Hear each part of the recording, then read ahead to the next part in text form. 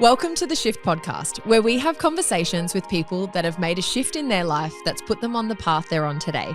I'm Erin. And I'm Dan, and we hope that these conversations will inspire you to take a shift in your life. Right, Dan Richards, we have a podcast. We do. Finally. Shift Pod.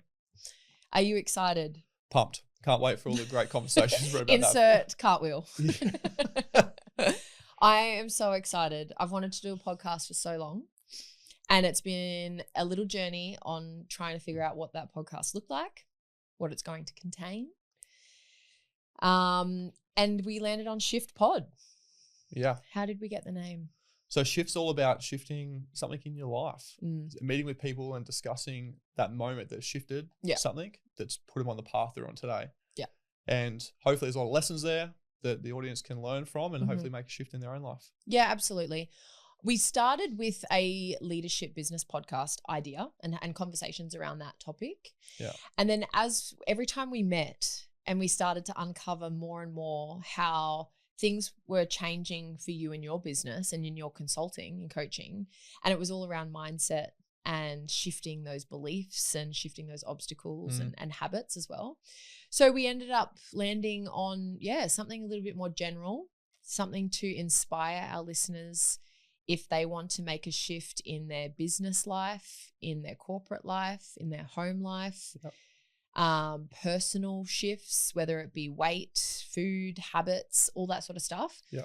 And we'll be speaking to probably a little bit on more so towards the business element, but there's definitely business owners and leaders that we will be speaking to that have had to make shifts within their personal life to benefit their business and corporate life. Yeah, I'm excited. There's so many great stories that are out there that we can uncover, and there's going to be a lot of, not just leaders, but people that might not necessarily be in the business world that have done some pretty amazing stuff that we can all learn from. Yeah, so I'm really excited to get stuck into these discussions. Absolutely. We've got some really good guests locking in, and they're from so many, really different worlds different as well. Industries, different walks of life. Yeah. Hospitality. We've got, what else do we have? Real estate. Yeah. So if you're thinking that there's going to only be one type of guest, it's completely wrong because we're going to have anyone and everyone. Yeah. Yeah. So I'm Erin Pickering, and you are? Dan Richards. Dan Richards. And what do you do, Dan? So I do a range of stuff, but I'm more known for now business coaching. Yeah. One-on-one and helping obviously companies improve how they operate, and obviously now officially a podcaster. Yes. Which is crazy. Do you have to get to a certain amount of episodes before you can call yourself a podcaster? I would think so. It's like being a barista. Okay. Apparently you have to make 10,000 cups of coffee. All right, let's just cut that out and we'll come back to it. I'll insert that away. It's funny. I've actually got a friend who sent me a note when I told him we're going to do a podcast. He goes, come back to me once you've hit 30 episodes. 30? So I said, no worries. I'll put that reminder in my calendar of when 30 episodes should be, and I'll send him a message. But so I do that, and then, I'm a dad. Amazing. I'm a brother, husband. Love that. All that fun stuff. Love that. And you? I am a wife. I am not yet a mother, hopefully soon to be. I have a company, Hollystone, which is a business development consultancy. Started off in the hospitality space, and that's kind of transformed into a range of different businesses, helping them structure out teams, cultures, procedures. Love it. Work with some really amazing people and have some amazing conversations with them day in, day out, and help them with some obstacles as well. How good is it working with small, medium-sized businesses?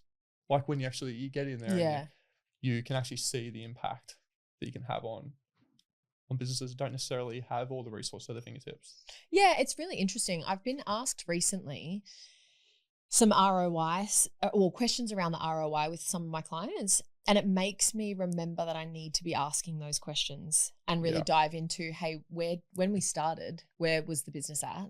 And now we're here. Can you give me a little bit for my own feedback as well? I love learning, and I love picking up on how I could probably be a bit better in that space. Needing to dive a little bit deeper onto how I'm going with that. Awesome. So tell me a little bit about where you came from then. Reader's Digest version, of course. Yeah, I'll make it nice and short. So my story is a little different. So left school when I was 14, 9 months. Got into the working world really early. played basketball at a reasonably high level that was my dream, to play professional basketball. So chased that dream as long as I possibly could before I had to make the decision to actually, get a real job. And got into sales repping really early. So I was literally finishing my P's, which was like 17, got a sales rep job, which I loved. I was selling like kitchenware and hardware into like IGAs and little independent retailers. That was cool. And then kind of outgrew that job, and an opportunity came up with Coca-Cola. Mm-hmm. So at 20 years old, joined Coke, was there for 10 years, had a great career there at Coke, had many different jobs all the way through sales to key account management to leadership, all the way up to into head office. Mm-hmm. And then during that time, started Distill as a side hustle, which ended up becoming my thing. What was Distill? So Distill was a drinkware and barware brand, essentially. So we started off with importing glassware, then we got into unbreakable drinkware. Mm-hmm. And, fast forward sort of, 7 years, we had just over 3,500 products across hospitality lines. Yep. And that was a journey. So 10 years I had that company for. And then, due to some circumstances, my business partner unfortunately passed away, which made some decisions had to be made. Yeah, so sure. Made those and transitioned out of that business into coaching full time now, which I'm loving. If I could give you, or say there was no budget and unlimited capital, would you start another business? Well, I kind of did. I feel like the coaching stuff is a business. Would I start another product-based business? Product-based business, yeah. Probably not, no. And the reason being is it's like, when you're naive, right, what I mean by that is just jump in and have a crack. I literally sold all my Coke shares and went to China, bought 3 glasses because that's all I could fit in the container and all I could afford. So when that happens, you kind of just keep rolling with it. Where now it's a tough game, especially if you're selling e-commerce. It's competitive. Your product margin needs to be perfect. Otherwise, it's really hard to scale. You got to hold heaps of inventory. It's very labor intensive. So, if the right product came along, small, unbreakable, fits in the satchel, high margin, then I'll probably look at it. But for now, I just want to help. I want to help leaders become better, and help the new aspiring leaders coming through to be, more effective and enjoy what they do. Mm-hmm. Is there a reason that you want to do that? Is there something that happened for you to make that mission your mission? Yeah, when you start to work your way up through corporate, you look up to leadership above, as they're like, they're in the senior positions, and you start to get to the same level as them, and you realize that who you kind of looked up to weren't as effective as you thought they were. And then when you transition out and you have your own company, you start to input your own leadership qualities on your own company. But now I'm coaching. I'm starting to coach a lot of leaders they're just led by incompetent leaders. And that's upsetting because they're really passionate, they're really good at what they do, but they're just like limited by the people that are essentially responsible for their development. So for me, I've got this like burning desire to want to help the next generation of leaders coming through. And I think it starts with helping the ones that can impact that. C-suite executives, business owners, and aspiring like directors and that sort of level. Yeah, true. I feel like the spotlight's on me a lot here, Erin. I'm gonna just flip the script a bit. True. Okay. Yeah. Yeah. Go. So, you've mentioned what you do now, but I reckon the most exciting part, which I think a lot of people listening is going to get pumped up about, is your background in super yachts and boats. Yes. And then you land yourself back here on the Goldie, obviously doing your consultancy stuff. But you've got to talk us through some of these super yachts that you're working on. Yeah, I started I moved to the Gold Coast in 2011, and I was working for Southern Cross Austereo, one of Australia's largest media organisations. That was amazing. Learnt a lot from that. And then a really good friend of mine was working on super yachts, and he was at me for about 12 months to go and do it. I said no for a long time. Why? I loved what I did here. I still have a beautiful network of friends. I had some pretty good success as well at quite a young age in that industry. But then I did start to realize, 25 years old, in corporate, had been in corporate for quite some time. And I think you realize that you'll spend a lot of your life in a Monday to Friday 9 to 5. I love work. I'm not afraid of hard work, but I wanted that landscape to look a bit different. So yeah, I sold everything in my Mermaid Beach apartment and packed a bag and bought a one-way ticket to Antibes in the south of France. and spent 9 years at sea, and wow. some really amazing stories. I think for me, I went over there to learn a lot about the world and learn a lot about other people, and I learned way more about myself. For sure. I was met with some pretty hard lessons about myself too. Like what? Do you have one that sticks out? Just thinking that you know it all, thinking that you can make selfish decisions that impact others and nothing will come back and bite you on the ass with that. I mean, I was young, I was having fun with my life, but I also made some decisions that hurt other people's feelings because you just don't really think about it. Yeah. You know, you're young, you drink a lot, you do stupid things, and being smacked with that in the face. When you're on a boat, you can't escape that. You can't get in your car and go home at 5 o'clock and leave things at home, leave things at the office. Where do you go? You go to your cabin that you share with someone else. Okay. So there's no escaping. Hopefully that's not the person you upset. Yeah, but sometimes it is. And sometimes you have conflict with that person. So that was my life at sea. And I love to talk about that, talk about some of the most amazing people that I worked for, individuals that I worked with that I'm still have made lifelong friendships with to this day. Talk me through some of these boats, because you started there. But then you ended up being on some pretty impressive boats though, right? Towards the end of your time on boats, My first boat was a 35-meter Sunseeker, which was shared by 2 Kiwi owners, lovely people, still in contact with them to this day. And that was, a crew of 6. Should have been a crew of 4 or 5, but we added an extra bed just to make things even more exciting. And that was a seasonal position. Yep. So I started as deck stew, and then the owners asked me to be chief stewardess. And I was like, I have no idea what I'm doing. That's a bad decision. I traded stilettos and a pencil skirt for a skirt and bare feet, and the first thing I did on that boat was got handed a disc sander to sand the teak for 5 days. I thought I did a really good job. The captain told me it looked like shit. So that was a rude awakening to what I'd got myself into, I think. Yeah. And then from there went on to bigger yachts. So 82 meters, then to 74 meters. And that was one of the busiest charter yachts in the industry. Yeah. So, and then we were purchased by the gentleman that created WhatsApp, lovely human being. I assisted in setting up some of his homes in Silicon Valley. And then I wanted to become a purser. So that's as high as you can go in the interior department. And then I went on to chief of staff, land-based for a family, creating, they wanted all ex-yacht crew to be a part of their residences throughout the world. That didn't go so well. We can talk about that. But and then I was lucky enough to be selected as a rotational purser for Steven Spielberg. So his 110-meter boat, which was my last hurrah. And it was the most beautiful way to depart the industry, I think, really on a high, loving what I did, loving who I worked for. He's one of the most beautiful human beings on the planet, incredibly generous, very, very thoughtful about staff as well.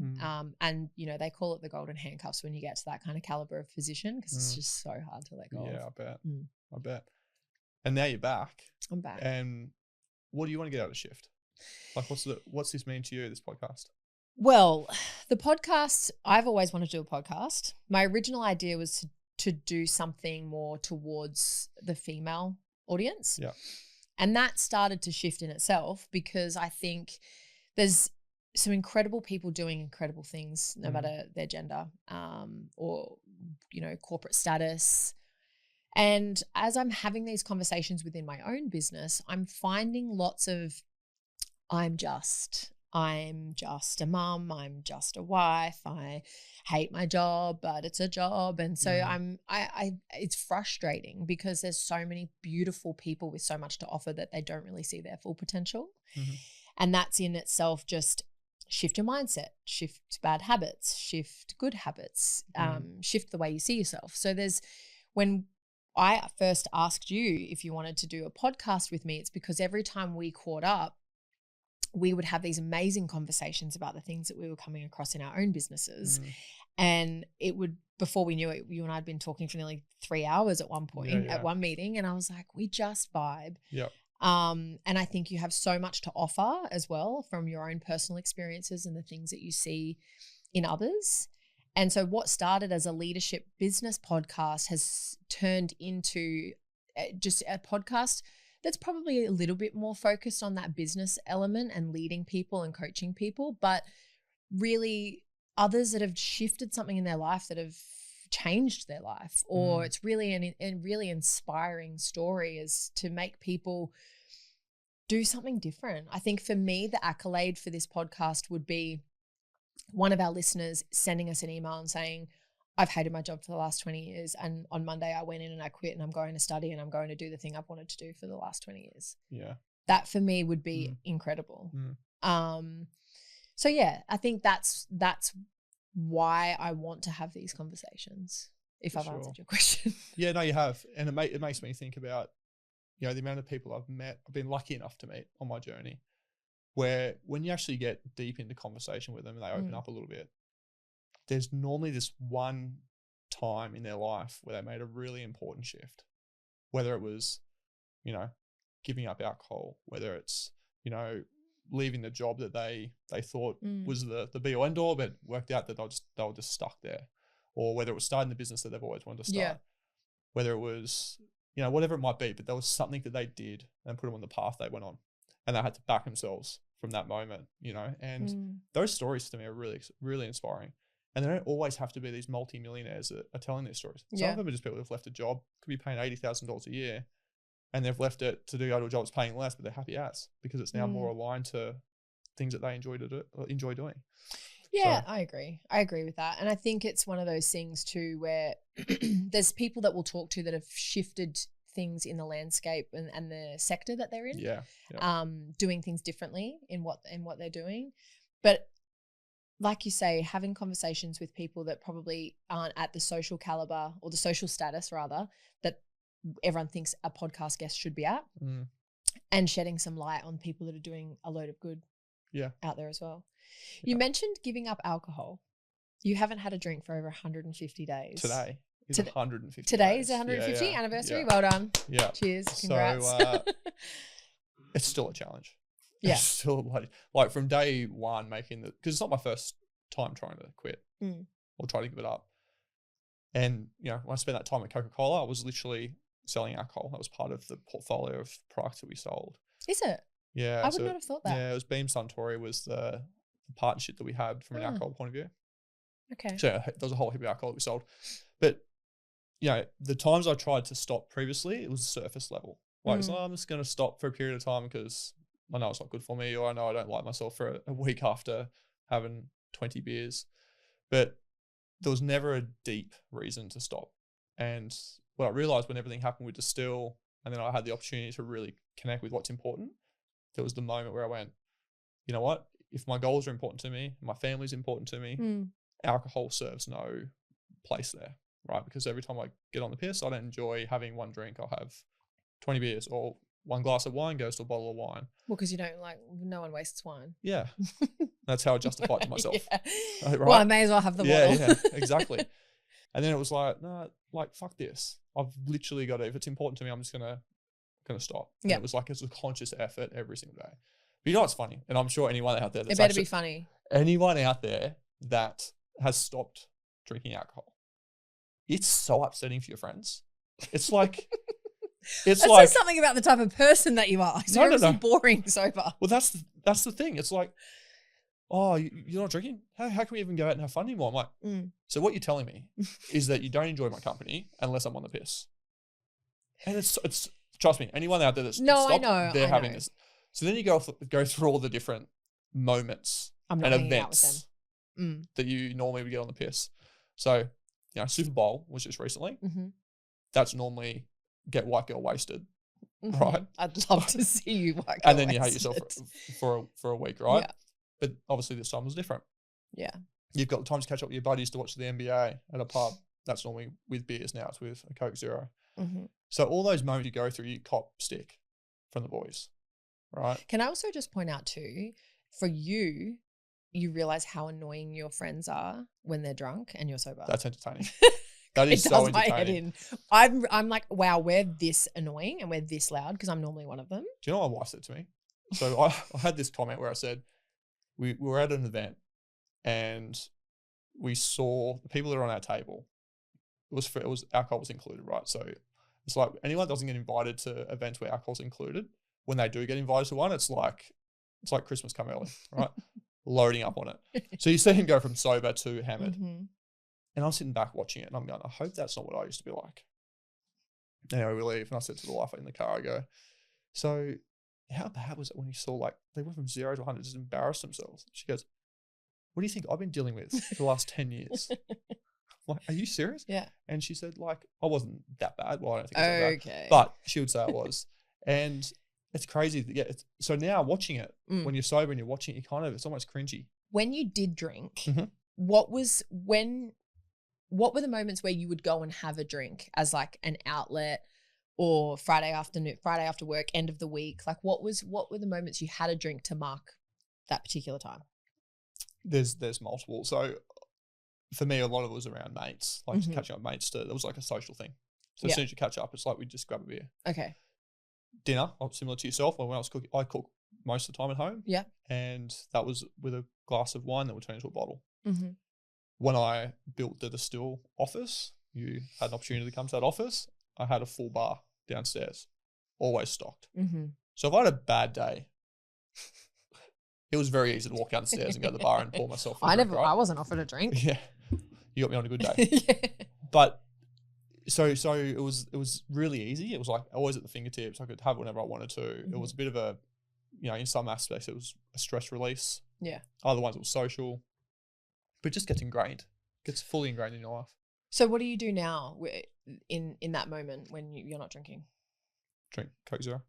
So you have a lot of Coke Zero? No, or water, or sparkling. Like it just depends. Like I think what I've tried to do now is not go away from the activity that I used to do because I don't drink alcohol. It's like still involve myself in it. Yeah. And just have a good time.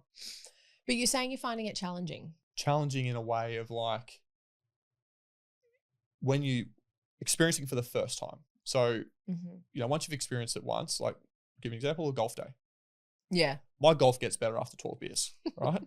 So I try to get to those 12 beers pretty quickly. So the back nine's better than the front nine. So when you have that first experience where you're not drinking alcohol, it's like, shit, okay, I've got to make an adjustment here. Okay. But next time I play golf, it's not a problem. Yeah. So it's all those first moments, right? Yeah.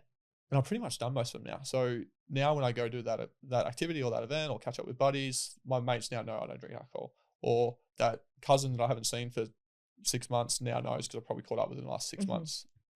So it does make it a little bit easier. Do you see yourself being sober for the rest of your life? I don't know. Mm-hmm. Don't know. For now, it's the right fit. Mm-hmm. Yeah, it's allowing me to get super healthy. I've dropped like 8 or 9 kilos. Mm-hmm. Body's feeling good, super clear. So for now, it's working. So the mental clarity is like a big piece you found. Huge piece, yeah. Massive, yeah. Yeah.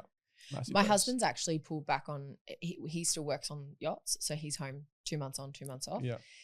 And it's really easy to fall into that. Like before he comes home, I'll meal prep, fill the fridge, case of beer, all that stuff because he's on holidays essentially. Yeah. Okay. So every afternoon he's like, do you want a beer? And I'm like, yeah, okay. Yeah, so it's really easy to have a couple of beers every afternoon.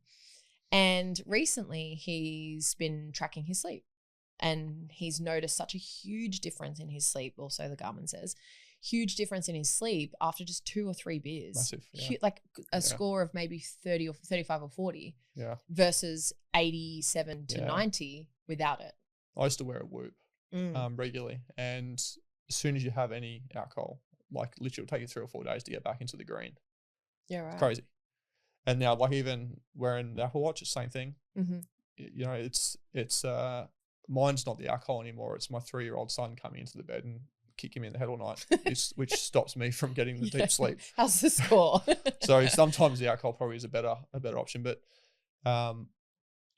it's one of those things, right? Until you are aware of the impact it has, you just don't know any different. So it's just finding that better relationship. Yeah. Making the shift. Yeah.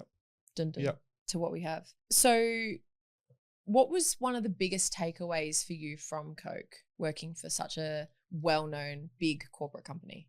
Yeah, well, being 20 years old, going into a business like that with no real education, I left school really young. So the thing I took away from Coke is just how important systems, processes and training is for large organizations and even small, right? And you go through a whole range of training depending on where you're at in the business. So when you're entry level. I remember like literally my first day, and if Trent's listening to this, but Trent Temenin from Coke picked me up my first day. I was at the Coomera service station waiting to be picked up.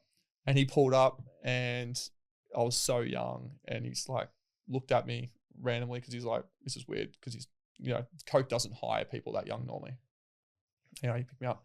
And I remember he handed me this book, and it was the Coca-Cola induction book for a sales rep. And it was so thick. Really? Right. And he had to take me through every aspect of that over the course of 6 weeks and sign off on it.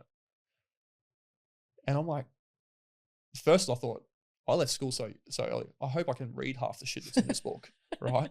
That was the first thing. And then I was like, okay, I got through it. And then because it was all handwritten back then, my spelling was shit house. So I'm like abbreviating words and like kind of shortening words and just scribbling so he couldn't quite read it, like doctor's handwriting.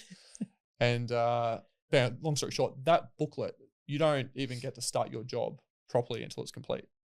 And that was my first experience with going into a corporate. I was like, okay, they've got that shit down pat. Anyone that comes into the business, you get fully inducted before you take the keys. Now, as you start working your way up the ladder, that stuff starts to kind of drop away a little bit. Yeah. So by the time I finished there, I was, head office, so only a couple of layers below the CEO, and working with some really talented people. And there's a lot of people that probably shouldn't have been there that were just holding on for the golden ticket, the redundancy. But yeah, biggest takeaway was, sorry, to answer your question, the biggest takeaway was definitely just the systems, processes and training that they've got at that size and scale. On reflection, when you got handed that book though, and you think about the contents in that, all relevant? All should have been there? Yeah, I think so. For someone that was so green, there was things that I didn't know what an acronym was. They literally had 4 pages of acronyms they used in their business. Really? I remember saying, what the hell, what's an acronym? Right? So like, what is an acronym? No. So, when you start to understand that stuff, and then, you go through trade maths, like I didn't learn that. Left in year 8. Trade maths. Yeah. So it's like how to understand cost and margins and retail, all that sort of stuff. You got to learn that stuff. And the tools that we've got available these days, those weren't necessarily available back then. So you've got to literally be able to sit there with a calculator and work that stuff out. It's interesting because you and I both go into quite a few businesses and see things like that we read, and just some should be thrown in the bin. Yeah. Some have nothing either. They're performing at such a large scale. And I'm like, okay, so, you hire me tomorrow. What does my first 2 days look like? And they're like, sit over there and use your computer and off you go. Yeah. And the problem with that is that when you bring people into your business that don't have, one, the skills or the understanding what their job expectations are, it makes it really hard to manage the person, makes it really hard to performance manage the person. And you see that through businesses all around. Like if someone wants to, get rid of an employee because they're not performing, and you ask the employee about their job and what they're held accountable for, and they don't even freaking know. Yeah, and on the flip side, the director doesn't even know the person. Well, yeah. So I see a lot of gaps in interviewing. I see a lot of gaps in interviewing. I see a lot of gaps in understanding. A lot of people aren't hiring the person. It's a tick box for, can you do the job? Can you do the tasks? Cool, you're good to go. I just want to jump in on that, the hiring thing, because I put a post up a few weeks ago about this. It blows my mind that most companies, right, when they're interviewing, they'll ask you questions like, hey, Erin, what do you do with your personal life? Like, what do you enjoy doing? And you'll say, oh, I love doing this. I like filling the fridge with beer for my husband. I like doing this stuff, right? You'll say that. White girl Western. Right, yeah. Then they say, that's great. And what drives you personally? And you say, all the things that drive you. And they're doing that to see if you're the right cultural fit for their business in most cases. Then they go into the more the competency side of the interview. Then you get hired, and they don't give a fuck about your personal life from that moment. When you come into the business, like now it's about the job, the KPIs, all that stuff. Who cares about Erin and her personal goals and what drives her at home? The good businesses do, but unfortunately 90% of businesses don't do that. And that frustrates me a lot, because like the human that's turning up to work to make your business better has a life at home, which is the whole reason why they're turning up to work, is so that life at home hopefully gets better. And they don't care about it. You know what's really interesting? I worked for a very, very successful man worth billions of dollars. And as a businessman, he doesn't hire single mums. And when I first heard that, I was shocked. And in fact, a little bit angry, to be honest. As you would, yep. But he put an interesting spin on it, and it's controversial. But he said, it's not that I don't want to support single mums, because I absolutely do, but they just don't have a place in my business. Because the way I see my business can't suffer because they need to go and pick up their sick child from daycare, and they're the only person that can do it. Now, that is very controversial. Yeah, it doesn't align with me, but yeah. It doesn't align with me either. Yeah. But like, it's really interesting hearing someone of that caliber have that stance on that particular. He's like, I there's a place for them in the workforce. It's just not with my company. Yeah. Isn't that so interesting? Yeah. And so obviously he's just got his views on it. And he's really strong on it. And I find it, because there's find it strange. Yeah. For me, I'm more like, here's a flip view on that. The single mum who from time to time needs that support to go and look after their sick kid. If you as a business owner and leader supports that person, I guarantee you the output you get from that single mum will be 10x anyone else in your team. 100%. And there's no way that they're going home and not doing anything, because they love where they are, they're loyal, if they are, that's a bad fit culturally, and you know, but let's say they're great at what they do, they're just a single mum with a kid at home. I'll take that person any day of the week. Yeah, 100%. Because from my experience, those people, they always outperform when they feel like they're being looked after, they're supported. They also feel really guilty too. The amount of single mums that I've had the chance to manage, they feel freaking guilty. Like, oh, fuck, my kid's sick again at daycare. I got a notification today, Jet's hit his freaking nose on the slide at daycare, right? Blood nose. Normally that's like, if it's really bad, I'll say, come pick him up. And I can only imagine what that's like. Obviously I'm lucky enough I've got a partner, but if I was single and I had to leave work to go, and you just want your employer to support that and know that you're going to pick up 100%. The pieces later. Yeah, 100%. Yeah. Interesting. So we talk about shift. We're going to talk about shift a lot. We're going to talk about things we're shifting within workspaces, within ourselves. We're going to have amazing guests on and things that they've shifted. What's one thing, I'm sure there's multiple, but what's one thing that you're still wanting to shift within yourself? It's a good question, Erin. That's where you're asking all the questions. Formal, Erin. Yeah. It's probably my limiting beliefs on what's possible. Even though I think I'm shifting them, I'm still not. There's like, I see people just killing it. I'm like, and you get to talk to him and you go, holy shit, this dude's no different to what I am. He's just demolished any limiting belief, and he believes there's a lot more possible than what I do. So I think the first step was obviously getting rid of bad habits. Next step's going to be like, just unleash the fury on business. God, look out. Yeah, I've got some pretty cool stuff we're working on, particularly with Cut Through Clarity, is the coaching program. Some cool stuff happening there. I've got an app that we're building with the Accountability Boys, which that's going to be really fun. We're going to share that. So yeah, just break those limiting beliefs. How about you? I have had some of the same goals on my list for probably 10 to 15 years. I can't wait. You got to share one of those goals. Oh, I think a lot of it's around health and fitness for me. It's interesting. I've just bought a Peloton, which I love, by the way. Peloton bike, amazing. I've fallen in love with one of the trainers, so that keeps me. Are you getting a kickback? Hey? Are you getting a kickback outside this? No, I'm not. But if I'm open to anything. I'm actually more open to meeting the coach, because it's an absolute bombshell. But my husband was laughing at me because I connect my AirPods, so I can't hear anything on the outside, but all he can hear is me screaming at the screen. And he's like, 3, 2, 1, and like I'm going off, and he's like, can you just like tone it down a bit? But for me, it's not even the physical ability to do the workout. It's the total mind game for me. Like I have to absolutely lock in the head. It's a full angel devil situation going on. So I'm yelling at myself. I'm like, come on, like you can do this. So for me, there's a lot of goals that I carry on every single year. But I think outside of the health and fitness from a strength weight perspective, like I don't care how much I weigh. I could weigh 100 kilos if I feel really strong and healthy, and that's the strength element for me. But a lot more around mindfulness and breath work, and something that I've learned with my chiropractor is like I'm a really shallow breather. So when I start to feel like things are a bit overwhelming for me, I kind of do this and I shallow breathe and stuff. So, and in what we do, so many people are like, oh, you should meditate. I'm like, good luck. Like I sit down and I'm like, turn my mind off. My mind should be turned off. I should not be, I'm thinking about this. What's for dinner tonight? Like it's just goes 100 miles an hour. So, but if I can start to focus on my breath and like really get in with that and slow down with breathing, and I think that's going to help a lot of mindfulness techniques for me.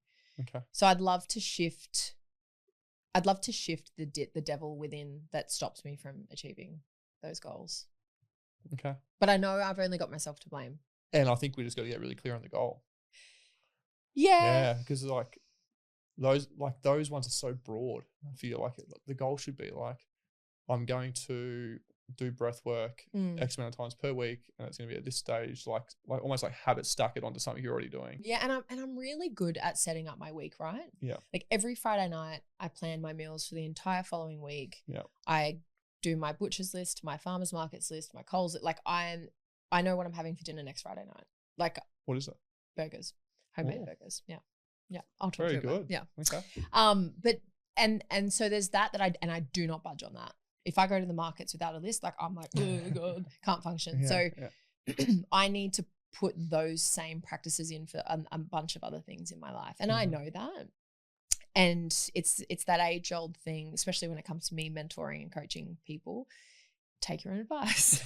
Do what you say you do. For sure. So yeah, that's something that I really want to shift. But interestingly, we're going to talk about shifting things. But then there's also some things we're going to talk to people about where they didn't shift on. And I think that that's something that I learned over the years being on board yachts is I would only shift myself and what I believed in to a certain point. When it came to something that went against my moral compass completely, I would bow out and pack my bags and move on because I'm like, that's not who I am. It's interesting because a lot of people struggle with that. No. Particularly, I find anyway, with family, it gets tough too. Yeah. Like, I hate being in negative conversations. And there's many, I won't name anyone, but there's many times throughout both Marky's side of the family and my side of the family where, you know, conversations just go full negative mode. And I'm so, like, that's one part I will not shift on. It's like, if it's negative, I just like literally walk out of the room. And they go, why is Dan so rude? He's just like literally walked out. And initially it's hard because you got to kind of explain to them, well, that was kind of negative. I don't want to be around it. But now it's like, it's kind of like a joke. But do you not just tell them? Well, there's no point because they just do the same shit over and over again. It's like they enjoy, it's like someone that just enjoys watching drama TV shows. Right? I love it. Yeah. You're just feeding off drama. Well, no, I don't think so. You're not feeding off drama. It's also something you don't even need to use your mind. Like it's the way I love the Kardashians and I love maths and I love it because I don't need to use my brain. I'd walk out of your TV room. I'd be out because Marky does it, right? My wife. So she'll sit there and she'll watch Grey's Anatomy. I don't even know what freaking season it is. It must be like season 9 or something. But I'm surprised it's still even on. I don't think it is on. I think she's just rewatching it all. But she'll watch it. And I walk in and it's like the same drama. Oh my God, this guy's legs come off and I've got to fix it. Like just high drama. And for me, I just don't function well in that space. You're taking it way too seriously. It's just TV. It's just a way to just calm. For me, that's fine. I'll walk out because that's something I don't want to get involved in. Okay, fair enough. Yeah. Well, look, I'm excited. We're going to have some amazing conversations. We are going to get to know each other deeper, better. Yeah. I feel like we've already created such an amazing friendship. For sure. What's one thing you're scared of? Having like someone I've looked up to on the podcast and completely doing a shit job. That's a fear. That's a legit. Fear. Like imagine if you have someone that you've looked up to and they finally say yes and you're like, fuck yes. And they come in here and you just become an absolute, you go to water. And it's like, this guy's, who's this dude? Like that's a huge fear. But in saying that, I think that it's all in the preparation, right? Like if I had someone on here I really respected and looked up to for a long time, I would have a list of questions that I'd love to unpack with that person. But anything outside of the podcast? Like, do you have any fears at home? Well, I do have a fear of jumping out of a plane, but my good friend, Steve, you know who you are, Accountability Group. Yes, I know Steve. Yeah. So we were driving to Byron Bay for our accountability annual trip to do our planning, to play some golf. We were all dressed in our golf gear. And Steve takes a turn just before Byron. Not Steve per se.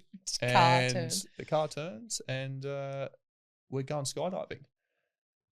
And not just we're going skydiving, this is about a week before Marky's ready to give birth to Jet. Oh my God. Did he know that you were scared of it?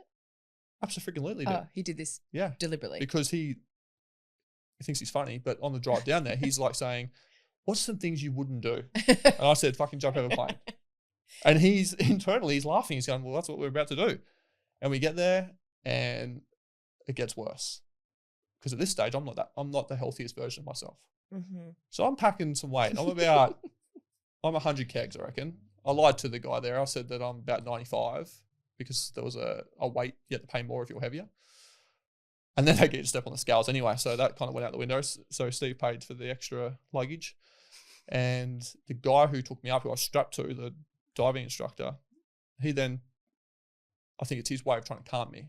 But he was there going, well, I'm about 100. You're about 100. That makes it about 200. We're definitely the fastest on this plane. We're going down. So we're going to jump first. Oh, wow. Legit, we have to jump out first. And the video, the fear you see in my face. We're going to need to see that of us going up to about to jump out of this plane. And then, have you ever jumped a plane? No. Okay. So when you literally just fall out of the plane, right? They hold you and you fall backwards. Yeah. And then at that stage, you can't hear your voice. You're screaming, but there's like nothing. And your face is making like all your skin's pulling back and stuff. And then it becomes enjoyable until the point where they got to pull the bloody thing out and the parachute comes out and gives you the worst wedgie. Like literally comes up and it feels like your legs are about to fall off because it cuts into your legs. And then you cruise in. And it was a perfect day. Like literally not a cloud in the sky. I had a fear that a seagull or something would fly through my parachute. That was a fear. But once I landed... turns out you got quite a few fears. I got through it. That's a long story. But that was literally the biggest fear I had. Okay. And Steve was kind enough to let me overcome it. Amazing. Yours?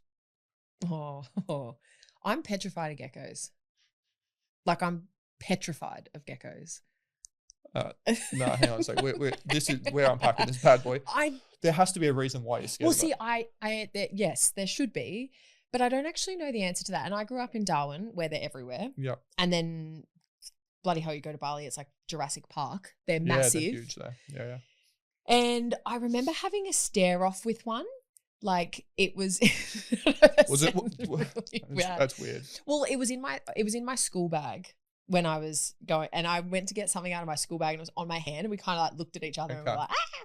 So, and then it dropped its tail and I don't know whether the whole tail drop thing, but I am petrified of them. You could come into my house with a weapon and want to steal belongings and I'd fight you. I might lose, but I'd fight you. But if you had a handful of geckos, mate, you'd help yourself. I'm out. That's crazy. So that's actually a really big fear of mine. I'd take a snake or a spider easily. So what would you do if you got home? Because geckos tend to hang around front doors where there's lights and stuff and there's bugs to eat. What would you do? If there was a gecko on your front door? Look, I could get through the door, not easily, but I could. I'd have to try and probably throw stuff. Like also, I'd like to add, I don't want them dead. I don't want to kill them. Yeah. We just can't coexist. So I'd get through the door, but probably after I'd thrown a few things to try and get it away. And I know they're just as scared of me as I'm scared of them. I get it.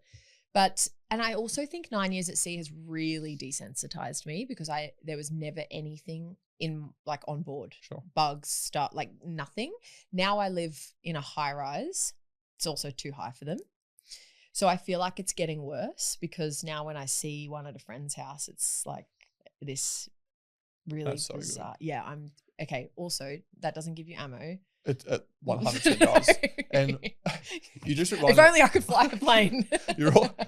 You remind me of, I had a friend that was the toughest dude, right? He was like, you look at him and go, this guy's tough. He's afraid of balloons. Is he legit? And you know what it was? It was, remember that movie It? Yeah. Where the balloons come out of that I'm also scared of clowns. But that's where it came from, his fear. And he's like a full-grown man that's scary. Yeah, well, you bring a balloon out of the party, he's out of there. Seriously. It's crazy, isn't it? Dan the clown. But isn't it insane that something like a gecko or a balloon or jumping on a plane or whatever it is can just put people in this level of like crippling. Yeah. Fear. 100%. Yeah. Like if there was a gecko on this wall, I probably couldn't do it. We'd have to. Wouldn't be able to talk. So there's a couple of things we need to wrap up before we finish, and that is, who is a guest that you would love, if it's not next 6 to 12 months, would love to have on the pod to have a discussion with? I mean, there's a lot. I'd love to have a lot of conversations with a lot of people. I don't know if you know that I like to talk. Could talk underwater. But in terms of what we're trying to do and someone I really feel like I align with in a business leadership sense as well, I'd love to speak to Janine Ellis, who started Boost Juice. Yep. I read her book, The Accidental Entrepreneur. It's a really, really great book. She's got some incredible lessons around great leadership, hiring staff, who she surrounds herself with in a business sense as well. Yeah. She also started on yachts. When she was younger, she moved to South France. She did exactly what I did. Yeah. And lived over there for a little while. Met a French man also like I did. So we can resonate with a lot. Yeah. But yeah, I think in terms of what I aspire to be as a businesswoman and as a leader, she and I align on a lot. Very good. What about you? I don't know. I've been thinking a lot about this, and obviously you easily go to people that you think are attainable. You know, who can I get rather than who would I love to have? And, just obviously with my sport background, and I'd love to do it before he passes away, I'd love to have MJ on a podcast. Okay. That'd be fucking awesome. Now, if you get my phone. I did say 6 to 12 months away, which is, I said break the limiting beliefs, but I think that one's going to be a bit tough. But I would love to have someone that's done sport and business at a really high level. Okay. And, he's demonstrated both those. Yeah. Amazing. Well, that's our first episode done. How do you feel? I feel good. I feel excited. I actually can't wait for the energy for a guest to be in here with us. Yeah. And we can unpack some stuff. Like that I'm looking forward to. Yeah. There is so much to unpack even just within ourselves. I'd love to talk about, the accountability program that you've been doing as well. So there's loads of conversations to have. And just for the guests, like if they've got someone in mind that they reckon would be a great guest to have on our pod, like what's the process for them? Well, we'll put notes in our show notes. Wherever you get your podcasts, we'll have an email or we'll have a link to our website. On our website, you can submit a question. We really want to create an amazing community where if there's people that are, in business, in the corporate world, they're not sure how to have conversations with their leaders, managers, you're wanting to ask for that pay rise, you're wanting to ask for that promotion, anything that you're really struggling with in that sense as well, we want to be able to help with that. So please submit questions. And if there's anyone that you'd love to listen to or even nominate as well, please just send over details. We'll be connecting with everyone for sure. That'd be awesome. How good? You. All right, let's get it. Pop the non-alcoholic fizz. Yeah.